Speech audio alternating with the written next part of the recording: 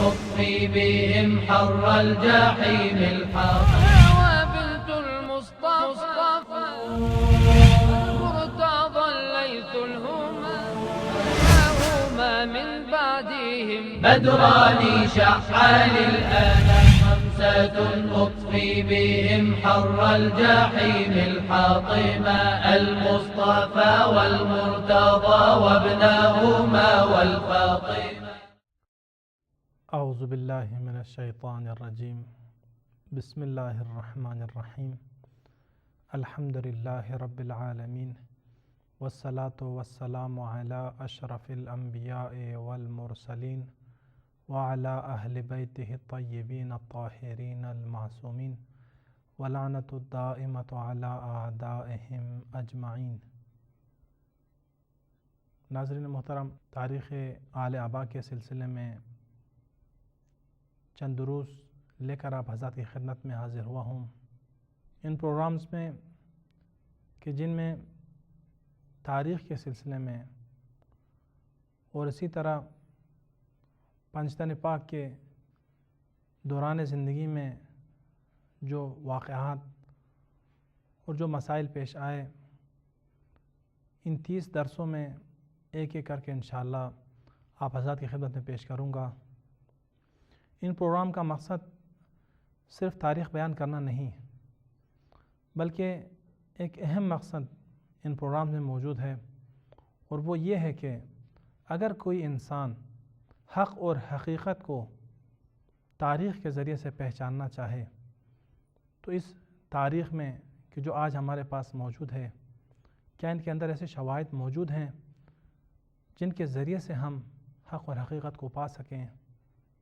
انشاءاللہ ان پروگراموں میں کوشش کروں گا ان اہم مطالب اور ان اہم نکات کو ایک ایک کر کے آپ حضرات کی خدمت میں پیش کروں. یہ امید رکھتا ہوں کہ انشاءاللہ آپ ان پروگراموں سے استفادہ فرمائیں گے، اور وہ اہم نکتے کہ جن کے ذریعے سے آپ حق اور حقیقت کو تاریخ میں بآسانی پہچان پائیں گے، انہیں بھی انشاءاللہ آپ حضرات کی خدمت میں پیش کروں گا. ان دروس کا کلی موضوع آل آبا کی تاریخ ہے، یعنی پنجتن پاک کی تاریخ کے بارے میں ہے، لیکن در حقیقت ان دروس میں اول اسلام سے واقع کربلا تک جو واقعات ہیں انہیں پر مشتمل ہے. ان پروگراموں میں جزئیات کو اور چھوٹے چھوٹے ریز باتوں کی طرف توجہ نہیں ہوئی ہے، بلکہ کوشش اس بات کی گئی ہے کہ صرف ان اہم نکات کو کہ جو ایک حق جو اور ایک حق تلاش کرنے والے کے لیے مفید ہے، صرف انہی باتوں کو آپ حضرات کی خدمت میں پیش کروں گا. ان پروگرام میں سب سے پہلے تاریخ کی تعریف ہے، اسلام کی تاریخ کے بارے میں خدمات، اور اسی طرح علم تاریخ نے جو اسلام کے لیے خدمات انجام دی ہیں وہ آج کے درس میں انشاءاللہ آپ حضرات کی خدمت میں پیش کروں گا. اس کے بعد چند درس فلسفہ تاریخ کے بارے میں ہے، فلسفہ نظری تاریخ اور فلسفہ تحلیلی تاریخ کے بارے میں ہے، اور اس کے بعد پیغمبر اکرم کی دور کے بارے میں چند اہم مطالب ہیں، اور اسی طرح نبی کریم کی بعثت سے قبل عرب جاہلی کے دور میں انسان کس طرح زندگی گزارتے تھے ان کے بارے میں چند نکتے ہیں، اور اسی طرح چلتے چلتے آل آبا کی تاریخ اور آل آبا کے اہم شواہد نکات کہ جن کے ذریعے سے ہم ان ہستیوں کو پہچان پائیں گے، انہیں بھی ان دروس میں آپ کی خدمت میں پیش کروں گا. تو آج کے اس پروگرام میں کہ جس کا موضوع اسلام اور تاریخ ہے، آپ حضرات کی خدمت میں چند نکتے پیش کرنے کی کوشش کروں گا. سب سے پہلا نکتہ یہ ہے کہ دین مبین اسلام نے علم تاریخ کے لیے کون سی خدمات انجام دی ہیں. دین اسلام میں مسلمانوں نے تاریخ کو کس حد تک گسترش دی ہے اور اسے کہاں تک پھیلایا ہے، اور اس کے بعد تاریخ نے دین اسلام کے لیے کیا خدمات انجام دی ہیں، وہ آپ حضرات کی خدمت میں ایک ایک کر کے بیان کروں گا. آپ اپنے ذہنوں میں اس بات کو اچھی طرح ذہن نشین کر لیجئے کہ تاریخ کے ذریعے سے اگر ہم حقیقت کو بآسانی ڈھونڈنا چاہے تو اتنی آسانی سے ہمیں نہیں مل سکتی۔ ہرگز ایسا نہیں کہ کوئی بھی انسان آئے اور تاریخ کو کھولے اور اس سے حقیقت کو سمجھ پائے۔ جس طرح اگر ایک مسلمان چاہے وہ سنی ہو یا شیعہ ہو، اگر وہ قرآن کو کھولے اور قرآن کے ذریعے سے اپنے مکتب کو،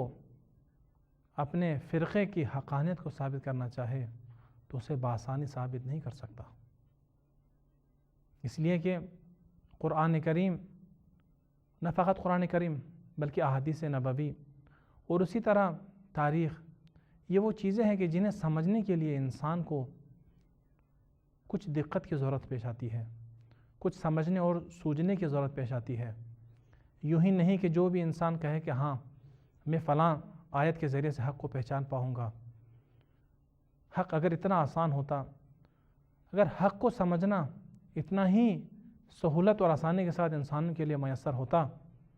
تو پھر آج پوری دنیا میں ہمیں ایک فرقے، ایک مذہب کے علاوہ کوئی اور دین اور مذہب ہمیں نظر نہیں آتا۔ تو دنیا میں اس قدر ادیان موجود ہیں، اس قدر مکاتب فکر موجود ہیں، اس قدر مذاہب موجود ہیں، یہ اس بات کی دلیل ہے کہ حق اور باطل آپس میں ممزوج ہیں۔ وہ مکاتب کہ جو باطل پر ہیں، جو حق راستے سے ہٹے ہوئے ہیں، ان مکاتب میں، ان فرقوں اور ان مذاہب میں حق باتیں اس انداز میں موجود ہے کہ اگر انسان دقت سے اگر نہ سمجھے، اگر انسان اسے صحیح طریقے سے اگر پرکھے نہیں تو اس صورت میں اس کے لیے مشتبہ بن سکتی ہے، تو اس صورت میں اس کے لیے حق اور باطل کی پہچان بہت ہی مشکل بن سکتی ہے۔ تو یہ اہم نقطہ تھا کہ جسے میں چاہتا تھا کہ آپ حضرات کی خدمت میں اس مقدمے کو مطالب کے بیان کرنے سے پہلے آپ کی خدمت میں پیش کروں کہ بہرحال یہ اپنے ذہنوں میں اچھی طرح بٹھا لیجئے کہ ہم حق اور حقیقت کو بڑی آسانی سے اور بہت ہی سہولت کے ساتھ اسے سمجھ نہیں پا سکتے، بلکہ اس کے لیے لازم ہے کہ ہم اپنے تعصبات کی عینک کو، اپنے آنکھوں پر موجود جو اس سے پہلے نظریات ہیں انہیں ہٹائیں اپنی آنکھوں سے، اور صرف حق اور حقیقت کو سمجھنے کے لیے ہم پر لازم ہے کہ ہم تاریخ اسلام اور اسی طرح قرآن مجید اور اہل بیت علیہم السلام کی مختلف کتابوں کا مطالعہ کریں۔ جب ذہنیات کو ہم ہٹا کر، جب تعصبات کی عینک کو ہم ہٹا کر ان کتابوں کا مطالعہ کریں گے تو خود بخود ہمیں حق اور حقیقت آسانی سے سمجھ آئے گی۔ سب سے پہلا نقطہ یہ کہ دین مبین اسلام نے تاریخ کے لیے کیا خدمات انجام دی ہیں۔ دیکھیے، تاریخ کا علم وہ علم ہے کہ جسے ہمیشہ علماء تمام علوم کے مادر کا لقب اسے دیا ہے، یعنی تمام علوم کی ماں ہے تاریخ، اس لیے کہ جتنے بھی علوم ہیں، چاہے وہ حکمت کی ہو، چاہے وہ طب کی ہو، چاہے وہ علم نجوم ہو، انہیں تاریخ ہی کے ذریعے سے آج تک ہمیں پہنچی ہے ہم تک۔ تو یہ اس کے علاوہ بھی ہر علوم کی سرمنشا اور آغاز تاریخ ہی کے ذریعے سے ہوتی ہے۔ تاریخ تمام علوم کی ماں ہے، اور اسی اہمیت کو دیکھتے ہوئے اگر ہم تاریخ کی آغاز کو، علم تاریخ کے آغاز کو اگر ہم دیکھنا چاہیں تو اس کی آغاز بھی تقریباً بشریت کے آغاز کے ساتھ ساتھ ہے، یعنی جب سے بشر نے سمجھنے، لکھنے اور پڑھنے کی عادت اس نے سیکھ لی، اور جب سے اس نے تمدن میں رہتے ہوئے، ایک اجتماعی معاشرے میں رہتے ہوئے زندگی گزارنے کی ابتدا کی، وہیں سے علم تاریخ کا بھی آغاز ہوتا ہے۔ دین مبین اسلام نے تاریخ کے لیے جو سب سے بڑا اہم خدمت انجام دیا، وہ خدمت یہ تھا کہ تاریخ جو اس سے قبل بادشاہوں کی تاریخ ہوا کرتی تھی، جو صرف دربار میں بادشاہ کے مختلف اقوال اور اشاروں کو ضبط کرنے پر مشتمل ہوا کرتی تھی، جو صرف بادشاہ کے جنگوں اور بادشاہ کے فتوحات پر مشتمل ہوا کرتی تھی، دین مبین اسلام نے اس کو پھیلایا، اور اسے اس حد تک پھیلایا کہ صرف بادشاہ کے دربار تک محدود نہیں رہا، بلکہ عام انسانوں کی زندگی میں بھی یہ تاریخ آتا گیا، بلکہ عام انسانوں کی زندگی میں بھی ہم تاریخ کا مشاہدہ کرتے ہیں. اگر دین مبین اسلام میں صدر اسلام میں آپ اگر تاریخ کی مختلف کتابوں کا مطالعہ کریں تو اس میں صرف نبی کریم کی زندگی نہیں بلکہ اصحاب رسول، اہل بیت پیغمبر اور اسی طرح ازواج رسول اور انہی کے ساتھ ساتھ مختلف لوگوں کی تاریخیں یہاں موجود ہیں. دین مبین اسلام سے قبل مؤرخ صرف بادشاہ کی تاریخ لکھا کرتا تھا، لیکن دین اسلام میں جب تاریخ لکھنا شروع کیا جاتا ہے تو صرف پیغمبر اکرم کی تاریخ یہاں نہیں، صرف خلفاء کی تاریخ نہیں، صرف خلفاء کے جنگوں اور فتوحات کے بارے میں نہیں، بلکہ عام انسانوں کی زندگی کا بھی ہم یہاں پر تاریخ میں مشاہدہ کرتے ہیں. حتیٰ کہ عورتوں کی تاریخ کہ جو اسلام سے قبل ایک مغفول شے رہ چکی تھی، جس سے غافل تھے، دین مبین اسلام میں عورتوں کی تاریخ بھی موجود ہے. البتہ عورتوں کی تاریخ کے نام سے نہیں، لیکن چونکہ تاریخ تمام علوم کا مادر ہے، اگر ہم مختلف علوم کو اگر ہم دیکھیں، جیسے طبقات کے علم کو آپ دیکھیں کہ اسی طبقات میں عورتوں کی تاریخیں ہیں، اسی طبقات میں علماء کی تاریخ ہم دیکھتے ہیں، اسی طبقات میں طبیبوں کی تاریخ ہے، اہل نجوم کی تاریخ ہے. تو وہ تاریخ کہ جو پہلے ایک ذات تک محدود تھی، آج ہر انسان کے بارے میں ہے، ہر انسان کی تاریخ کے بارے میں ہے. یہاں تک کہ اگر ہم دین اسلام میں دیکھیں، شہروں کی تاریخ ہمارے پاس موجود ہے. شہر مکہ کی تاریخ، شہر کوفہ کی تاریخ کہ شہر کوفہ کیسے بنا، کس نے بنایا، شروع میں اس کی آبادی کتنی تھی، کون کون سی بیماریاں یہاں پر پھیلی، کون کون سے وقائع یہاں پر پیش آئے، کتنے حاکم، کتنے گورنر یہاں پر آئے اور ان کی زندگی میں کون سے ایسے واقعات پیش آئے. تو جو بھی واقعہ کوفہ شہر کی تاریخ کے بارے میں تھا اسے تاریخ کوفہ کے نام سے لکھا گیا. اور صرف کوفہ کی تاریخ نہیں بلکہ ہر شہر کی تاریخ ہم دیکھتے ہیں. خود دمشق کی تاریخ آپ دیکھیں کہ کس قدر عظمت کے ساتھ تاریخ دمشق آپ دیکھیں کہ کتنے جلدوں پر مشتمل ہے یہ، کہ جس میں ایک ایک جزیات کے ساتھ شہر دمشق کی تاریخ لکھی گئی ہے. تو یہ تاریخ کہ جو ایک بادشاہ کی دربار اور بادشاہ کے اقوال تک مشتمل تھی، آج ہم دیکھتے ہیں کہ شہروں کی تاریخ ہے، حتیٰ کہ کافروں کی تاریخ موجود ہے. اگر انہی تاریخ اسلام میں آپ دیکھیے، تاریخ علوم اجتماعی بہترین انداز میں ہم تاریخ طبری میں اور دوسرے تاریخوں میں ہم دیکھتے ہیں کہ حتیٰ کہ کافر لوگ فلاں خلیفے کے دور میں کس انداز میں لباس پہنتے تھے، ان کی ماہانہ آمدنی کی کتنی ہوا کرتی تھی، ان سے کتنا جزیہ لیا جاتا تھا، ان کی زندگی میں وہ لوگ کس قسم کی زندگی گزارتے تھے، ان لوگوں کا شغل کیا ہوا کرتا تھا. اور اب آئیے دیکھیے کہ خود تاریخ نے دین اسلام کے لیے کیا خدمات انجام دیے. دیکھیے آج آپ جو 14ویں اور 15ویں صدی میں یا 21ویں صدی میں آپ زندگی گزار رہے ہیں، نہ آپ نے نبی کریم کو اپنی آنکھوں سے مشاہدہ کیا ہے، نہ اصحاب رسول کو آپ نے اپنی آنکھوں سے مشاہدہ کیا ہے، لیکن آج بھی دنیا میں واحد دین کہ جس کے پیروکار پوری قدرت کے ساتھ اپنے اعتقاد پر جازم ہیں وہ مسلمان ہیں. حضرت موسیٰ کہاں تھے، کیسے زندگی گزاری، یہ وہ تاریخ ہے کہ جسے راہبوں نے اور یہودی علماء نے اپنے لوگوں تک پہنچایا ہے. آج ہندو مذہب کے اعتقادات کو آپ دیکھیے کہ اس کی کوئی بنیاد تاریخی لحاظ سے ثابت نہیں. کوئی بھی مؤرخ اگر انہیں باطل، انہیں اگر غلط ثابت کرنا چاہے بہت ہی آسانی سے اسے ثابت کر سکتا ہے. اس لیے کہ جتنے بھی یہودی مذہب کے، عیسائی مذہب کے اور دنیا کے دوسرے تمام مذاہب اور ہندو مذہب مخصوصاً اور بودھائی مذہب اس سے بھی زیادہ مشکلات میں مبتلا ہے، وہ یہی مسئلہ ہے کہ ان کے تمام عقائد، اعتقادات، ان کی تمام کتابیں اور ان کے تمام اہم ہستیاں تاریخی لحاظ سے ثابت شدہ نہیں ہیں.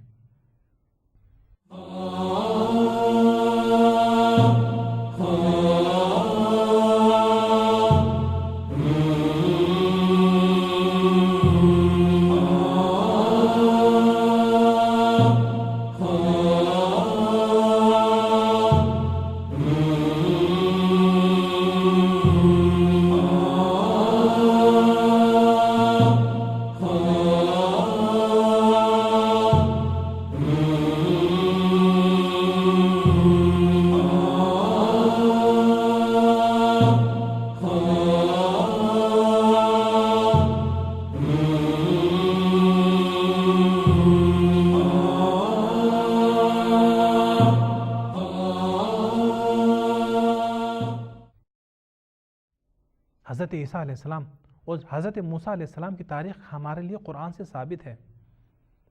ہمارے لیے جس قدر ہم حضرت عیسیٰ کے وجود کے بارے میں یقین رکھتے ہیں تاریخی لحاظ سے، اعتقادی لحاظ سے، شاید ایک خود عیسائی اس قدر معتقد نہ ہو. اسے آپ اندازہ لگا لیجئے کہ خود تاریخ انسان کے اعتقادات میں کس قدر اثر رکھتی ہے. یقینی بات ہے اگر میرے سامنے ایک مکتب پیش کیا جائے کہ جس میں بہت ہی اچھی اچھی باتیں ہوں اور کہا جائے کہ اس مکتب کو، اس مذہب کو فلان شخص نے بنایا ہے اور وہ شخص 2000 سال پہلے دنیا میں آیا تھا اور چلا گیا، اس نے یہ کتاب پیش کی، تو یہ پہلا سوال میرے ذہن میں یہی پیدا ہوگا کہ کیا واقعاً کوئی شخص اس نام سے آیا بھی تھا یا نہیں. ایک بڑی مصیبت تاریخ میں ہمارے لیے یہی ہے کہ تاریخ میں حق اور باطل، سچ اور جھوٹ مکمل ملی ہوئی شے ہے. اسے بآسانی تلاش کرنا، اسے آسانی سے ڈھونڈنا ممکن نہیں ہے. تو آتے ہیں اپنے اصل مطلب کی طرف کہ عیسائی مذہب اور یہودی مذہب کے بارے میں جو آج کے مغربی اسکالرز خود اپنے عیسائی مذہب کے بارے میں جو مغربی اسکالرز سوالات اٹھاتے ہیں، شبہات اٹھاتے ہیں، کہ حتیٰ کہ خود انجیل جیسی کتاب کی حقانیت کے بارے میں شبہ اٹھاتے ہیں، کہتے ہیں کہ یہ وہ کتاب نہیں کہ جو حضرت عیسیٰ لائے تھے. در حقیقت یہ سارے خطوط ہیں، یہ سب نامے اور خطوط ہیں کہ جو حضرت عیسیٰ کے حواریوں نے لکھے تھے. حضرت موسیٰ کی تاریخ اگر آپ دیکھنا چاہیں تو خود حضرت موسیٰ کی تورات، اگر آپ تاریخ کا مطالعہ کریں تو جب اس فلسطین کے اوپر، یعنی آج کے اس موجودہ فلسطین کے اوپر جب شام کی طرف سے حکومتوں نے حملہ کیا تو خود تاریخ میں موجود ہے کہ ان کی تورات کو مکمل طور پر جلا دیا تھا. یہ وہ تورات ہے کہ جسے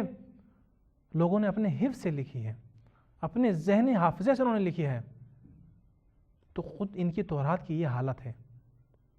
ان کے پیغمبروں کی تاریخی لحاظ سے ثابت، اگر ہم قرآن مجید کو اور دین اسلام کو ایک طرف رکھیں اور نیوٹرل ہو کر سوچیں کہ کیا واقعاً حضرت موسیٰ علیہ السلام کے وجود کو ہم ثابت کرنا چاہیں، کس طریقے سے ہم ثابت کر سکتے ہیں؟ حضرت عیسیٰ کے وجود کو ہم کیسے ثابت کر سکتے ہیں؟ تو یہاں پر تاریخ کا کردار ہمیں اچھی طرح نظر آئے گا. نبی کریم کی قبر مبارک حرم مطہر شہر مدینہ میں اور اس کا تاریخ سے منسلک ہونا یہ آج کے مسلمانوں کے پکے اور سچے اعتقاد کا بنیادی سبب ہے. یہ جو بعض ناسمجھ لوگ، بعض نافہم لوگ کہتے ہیں کہ قبروں کے اوپر مزار بنانا صحیح نہیں، قبروں کی زیارت کرنا صحیح نہیں، ان لوگوں کو در حقیقت ان قبروں کی، ان مزاروں کی قدرت کا اندازہ نہیں. یہ مزارات در حقیقت انسان کے ایمان کو مضبوط کرتی ہیں. آپ صرف یہ فرض کیجئے کہ اگر یہ مزارات کوئی بھی نہ ہوتے، نہ نبی کریم کا مزار ہوتا، نہ اہل بیت اطہار کے کسی بھی امام کا، نہ کسی اہل بیت کے کسی بھی شخص کا کوئی مزار ہوتا، تو کیا آج مسلمانوں کا اعتقاد اسی طرح ثابت ہوتا جس طرح کہ ان قبروں کے موجودگی میں، ان مزارات کی موجودگی میں ہے؟ دیکھیے یہ قبریں، یہ مزارات خود دین اسلام کی حقانیت کو اس انداز میں ثابت کرتی ہے کہ شاید علماء کی تبلیغات، علماء کی ارشادات اس انداز میں اس کو لوگوں کے اعتقادات کو مضبوط نہ کر سکے. دیکھیے آپ، یہی تاریخ ہے کہ جو دنیا میں تنہا اس مذہب کو کہ جسے تاریخی لحاظ سے ثابت کیا جا سکتا ہے وہ صرف اور صرف دین اسلام ہے. اب آپ سمجھ گئے ہوں گے کہ تاریخ اسلام میں، دین اسلام میں تاریخ نے کیا خدمات انجام دی. آج قرآن مجید جو مسلمانوں کے درمیان موجود ہے اس کی تاریخ آپ دیکھیے کہ مغربی اسکالرز قرآن کی تاریخ، نبی کریم کے اصحاب کی تاریخ، حتیٰ کہ تابعین کے جو تبع تابعین ہیں ان کی تاریخ لکھ رہے ہیں. اگر یہ واقعاً حقیقت میں اگر یہ واقعیت نہیں رکھتے تاریخ میں تو کوئی بھی اسکالرز اس قدر بیکار نہیں تھا کہ وہ اپنی زندگی کا اچھا خاصا وقت کسی ایک انسان کی تاریخ کے بارے میں خرچ کرے۔ اب آپ دیکھیے یہی تاریخ میں کتنے شخصیات ہم دیکھتے ہیں کہ آج مغربی اسکالرز ان کی زندگی کے بارے میں لکھ رہے ہیں۔ یہی ایتھان کولبرگ آپ دیکھیے، یہی مادلونگ آپ دیکھیں، اسی طرح بہت سارے مغربی اسکالرز کہ جو مسلمان بھی نہیں ہیں، عیسائی ہیں یا یہودی ہیں، لیکن اس انداز میں مسلمانوں کی تاریخ لکھ رہے ہیں کہ گویا جیسے اپنی آنکھوں کے سامنے دیکھ رہے ہیں اور اس یقین کے ساتھ اسے لکھ رہے ہیں، جبکہ اپنے مذہب کے بارے میں، عیسائی اور یہودی مذہب کے بارے میں خاموش ہیں۔ اس لیے کہ تاریخ اسلام نے دین مبین اسلام کے تمام ان احکامات کو، ان تمام مسائل کو محفوظ انداز میں آج تک ہم تک پہنچایا ہے۔ اور اس کے ساتھ ساتھ یہ جو قبور ہیں، یہ جو مزارات ہیں، یہ در حقیقت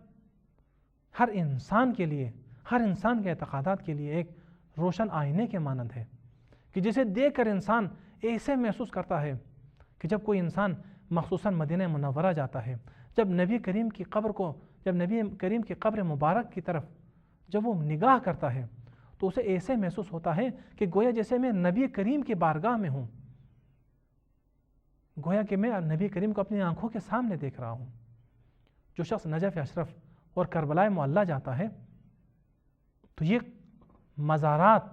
یہ حرم مطہر انسان کے اعتقادات کو دو چندان برابر کر دیتے ہیں، انہیں مضبوط تر کر دیتے ہیں۔ اگر یہ نہ ہوتے، فرض کیجئے آپ کہ یہی کربلا کا واقعہ اگر کربلا کے شہر میں سارے آثار مٹا دیے جاتے اور شہر کربلا صرف ایک شہر ہوتا، نہ وہاں پر جناب ابو الفضل کا مزار ہوتا، نہ امام حسین علیہ السلام کا مزار ہوتا وہاں پر، نہ وہاں پر یہ شواہد اور یہ دوسرے علامات کے جو اس دور سے باقی ہیں، اگر یہ نہ ہوتے، آج اگر کوئی شخص منبر حسینی پر بیٹھ کر کربلا کا واقعہ بیان کرتا تو یقیناً کسی نہ کسی انسان کے ذہن میں یہ شبہ ضرور پیدا ہوتا کہ واقعاً یہ کربلا کے بارے میں جو باتیں یہ ذاکر، یہ مولوی صاحب بیان کر رہے ہیں، کیا واقعاً یہ حقیقت ہے یا نہیں؟ یہ مزارات ہیں کہ جو اس تاریخ کو اہمیت دے رہی ہے، یہ مزارات ہیں، یہ قبور ہیں کہ جو ان تاریخ کو اہمیت اور حقیقت بخش رہی ہے۔ اور یہ تنہا مسلمانوں کی یہ تاریخ ہے، دین اسلام یہ تنہا وہ تاریخ ہے کہ جس میں تمام شواہد اور آثار بعینہ موجود ہے۔ اسی لیے ہم دیکھتے ہیں کہ ایک عیسائی ہوتے ہوئے بھی کہتا ہے کہ نہیں، میرا کوئی دین نہیں۔ ایک یہودی ظاہری طور پر نماز، اپنی عبادتوں میں مشغول ہے، لیکن قلبی طور پر اس کا عقیدہ بہت ہی کمزور ہے۔ ایک ہندو مذہب کا شخص ایک بت کے سامنے پرستش کر رہا ہے، کسی گائے کے سامنے اگر وہ پرستش بھی کر رہا ہے تو اس کی ذہن کے کسی نہ کسی کونے میں یہ شبہ ضرور ہے کہ یہ دین واقعاً سچ حقیقت رکھتی ہے یا نہیں، یہ ایسا نہ ہو کہ کہیں کوئی افسانہ ہو۔ یہ جس طرح کہ ہم مختلف سیریال فلموں میں ہم دیکھتے ہیں کہ بہترین انداز میں ایک سیریل، ایک فلم بنائی جاتی ہے، لیکن در حقیقت اس کا تاریخ اور حقیقت سے کوئی واسطہ نہیں ہوتا، مکمل افسانہ ہوتا ہے وہ۔ تو کیا یہ دین، یہ عیسائی دین، یہ یہودی دین، یہ ہندو دین، یہ بدھائی دین، اس کے ماننے والے لوگوں کے ذہن میں سوال پیدا نہیں ہوتا کہ واقعاً اگر ہمارا دین حق اور حقیقت ہے تو پھر ہمارے اس دین کو لانے والے افراد کہاں ہیں؟ ان کی قبریں کہاں ہیں؟ ان کے آثار کہاں ہیں؟ تو اس سے آپ اندازہ لگا لیجئے کہ تاریخ دین اسلام میں آ کر جہاں مسلمانوں نے تاریخ کو افسانوں سے جدا کر دیا، اب آپ دیکھیے کہ خود اسلام سے قبل تاریخ کس قسم کی تھی۔ جیسے کہ ہم الف لیلا کی داستان سنتے آئے ہیں، مختلف داستانیں، تاریخ اور افسانوں میں کوئی فرق موجود نہیں تھا۔ مسلمانوں نے آ کر پہلی بار تاریخ کو ایک ایسے راستے پر گامزن کیا کہ جس میں افسانے الگ ہو گئے، جھوٹ الگ ہو گیا اور سچ الگ ہو گیا، حقیقت ایک طرف اور افسانے ایک طرف ہو گئے۔ مسلمانوں نے سب سے پہلی بار علم تاریخ میں یہ نقل کی بنیاد رکھی، سندوں کی بنیاد رکھی، علم رجال کی بنیاد رکھی کہ کوئی شخص کہ جو ایک واقعے کو بیان کر رہا ہے، اگر واقعاً وہ اس تاریخ یا اس کونے میں تاریخ کے اس واقعے میں موجود تھا، اس کی زندگی کے لمحہ جس وقت وہ پیدا ہوا اور جس وقت وہ مرا، اس کی پوری زندگی میں کیا وہ واقعہ پیش آیا یا نہیں؟ اگر وہ اس واقعے کا عینی شاہد ہے تو اس کی بات کو قبول کیا جاتا ہے، اور اگر وہ اس بات کا عینی شاہد نہیں تو پھر ہم یہ دیکھتے ہیں کہ اس شخص نے کس شخص سے یہ بات نقل کی ہے۔ تو یہ سند، یہ افراد کے جو ایک دوسرے سے نقل کرتے ہیں، تاریخ تبری کو آپ دیکھیے، بہترین مثال ہے ہمارے سامنے کہ افراد کا ایک ایک کر کے افراد کا نام ذکر کیا جاتا ہے کہ ہاں محمد ابن حمید ابن مسلم نے، فلان نے، اس نے اس سے نقل کیا۔ تاریخ ابی لوط ابن یحییٰ ابی مخنف نے جو اس واقعے کو اپنی کتاب میں اس طرح بیان کیا ہے۔ تو یہ سارے سندوں کے ساتھ واقعات کا ذکر ہونا تاریخ کو افسانے سے جدا کر دیتی ہے۔ خود اسی مسلمانوں کے مورخین کا آپ دیکھیے، اب مجھے یہ نام یاد نہیں، انہی مورخین میں سے ایک مورخ یہ بیان کرتا ہے کہ جب میں نے ایرانیوں کی تاریخ دیکھی تو مجھے بہت تعجب ہوا کہ اس میں انسانوں کی عجیب و غریب شکلیں بیان کی جاتی ہیں، انسانوں کی عجیب و غریب صفات بیان کیے جاتے ہیں۔ خود اسی اسرائیلیات کو آپ دیکھیے کہ خود اس یہودیوں کی اس کتاب میں آپ دیکھیں کہ کس قدر جھوٹ موجود ہے اس میں۔ اسرائیلیات جو تاریخ اسلام میں بھی متاسفانہ بڑے افسوس کے ساتھ کہنا پڑتا ہے کہ کچھ نہ کچھ واقعات اسرائیلیات کے ہمارے کتابوں میں بھی آ چکی ہیں، لیکن الحمدللہ ایک مورخ آسانی سے اسے سمجھ سکتا ہے کہ اسرائیلیات کون سی ہیں، حقیقت کون سی ہے اور باطل کون سی ہے۔ لیکن یہی اسرائیلیات اگر آپ انجیل میں، اگر آپ اسی بائبل میں آپ دیکھیے کہ ایسے عجیب و غریب تاریخ ہیں کہ جنہیں دیکھ کر انسان ہنسنے لگتا ہے کہ بھیا واقعاً جیسے حضرت موسیٰ علیہ السلام کے بارے میں یہ ہے کہ البتہ اسرائیلیات کی بعض کتابوں میں ہی ہے کہ حضرت موسیٰ علیہ السلام کا قد 40 ہاتھ کے برابر، حضرت موسیٰ علیہ السلام کی عصا 40 ہاتھ کے برابر، یعنی اگر ایک ہاتھ کو ہم 1 فٹ بھی ہم فرض کر لیں، 1.5 فٹ بھی ہم فرض کر لیں تو 40 ہاتھ کس قدر طویل ہو جاتا ہے۔ اور حضرت موسیٰ 40 قد کے برابر، 40 ہاتھ کے برابر انہوں نے چھلانگ لگائی، اور جب اپنی عصا ماری تو دشمن کے پاؤں کے ٹخنے پر لگی۔ تو یہ چیزیں جو دین اسلام سے قبل توہمیات، واہمیات، افسانے جو موجود تھے، لیکن جب مسلمانوں نے تاریخ لکھی تو ان تمام چیزوں کو ہٹایا اور معیار انسانی عقل کو قرار دیا کہ ہر وہ بات جسے انسانی عقل قبول کرتی ہے انہوں نے اسی کو معیار رکھے لکھا، البتہ اس شرط کے ساتھ کہ اس سلسلے سند کے افراد بھی موجود ہو، جس میں جو افراد اس بات کو نقل کر رہے ہیں ان تمام کے ناموں کو ذمہ داری کے ساتھ لکھا جاتا ہے